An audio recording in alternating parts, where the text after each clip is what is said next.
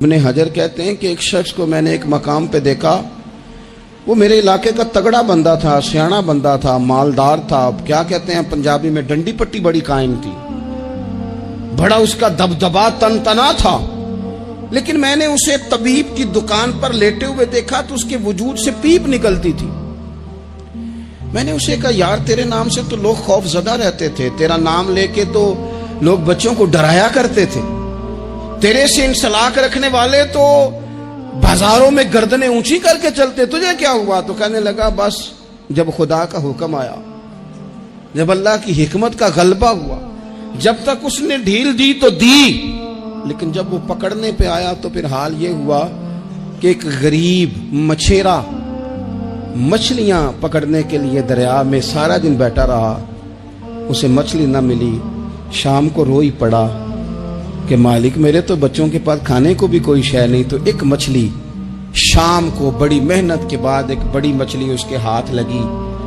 ان دنوں نہ مچھلیاں ملتی تھی نہ گوشت ملتا تھا، وہ بیچارہ ایک مچھلی لے کے جا رہا تھا اپنے گھر کی جانب، تو سامنے سے میں آ گیا۔ جو طریقہ ہوتا ہے کدھر لے کے جا رہے ہو، کہاں سے لی ہے؟ تو کہتے اس نے کہا صاحب مجھے پتا ہے آپ مجھ سے چھین لیں گے، لیکن میرے بچے صبح سے بھوکے ہیں، یہی میرا روزگار ہے، آج مجھے کچھ نہیں میسر آیا، میں نے اس مچھلی کو لیا ہے،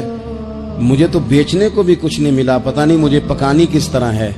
تو یہ ایک مچھلی میرے بچوں کی خوراک بنے گی، کل لوٹ لینا، پرسوں لوٹ لینا، تمہارا تو کام ہی لوٹنا ہے، چلو کچھ دن کے لیے ہاتھ روک لو۔ کہتے ہیں اس نے جب یہ کہا تو میں نے ایک تھپڑ مارا اور اس آدمی سے مچھلی چھین کر میں نے اسے پکڑ کے گھر لا رہا تھا، میں اس مچھلی نے، حالانکہ مچھلیاں کاٹا نہیں کرتی، کہنے لگا اس مچھلی نے ناخن پر میرے پورے پر تھوڑا سا کاٹا ہے، اور میں نے کہا کوئی بات نہیں، مچھلی ذرا بڑی تھی، اس نے کاٹ لیا، میں نے تھوڑی سی پٹی باندھی اور گھر والوں کو کہا مچھلی پکا دیں، انہوں نے پکائی کھائی، کچھ پتہ ہی نہیں تھا، 2-4 دن گزرے ہیں تو زخم آگے بڑھنے لگا ہے۔ طبیب کو دکھایا ہے تو اس نے کہا یہ تو انگلی کاٹنی پڑے گی۔ کہتا ہے وہ انگلی کٹوائی، 1 ہفتہ نہیں گزرا تھا کہ زخم آگے بڑھا،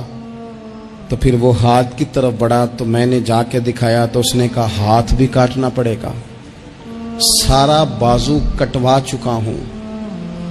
رات کو نیند نہیں آتی، ایک لقمہ پیٹ میں نہیں گزرتا، میرے بچے، میرے بھتیجے، میرے بھائی، میرے عزیز گلی گلی اس غریب کو ڈھونڈتے پھرتے ہیں جس کا نام بھی ہم کوئی نہیں جانتے، تھک گئے تلاش کر کر کے، خدا جانے کہاں چھپ گیا اللہ کی اتنی بڑی زمین میں، وہ ملتا نہیں، میں سو نہیں پاتا۔ کہنے لگے شیخ میرے لیے دعا کر دو، مجھے کچھ نہیں چاہیے، بس وہ مجھے مل جائے اور میں اس سے معافی لے لوں، بس وہ مجھے معاف کر دے، 2 جملے معاف، جیسے بھی ہوگا میں منا لوں گا، بندہ درکار ہے۔ ابن حجر نے لکھا ہے، کہتے ہیں وہ تڑپتا رہا، روتا رہا، آہوزاری کرتا رہا، میں نے بھی اس کے لیے دعا کی کہ اللہ کرے وہ شخص تجھے مل جائے۔ پھر کچھ دنوں کے بعد مجھے کسی نے بتایا کہ مر تو گیا ہے تڑپ کے، پر اس سے معافی کا موقع میسر نہیں آیا۔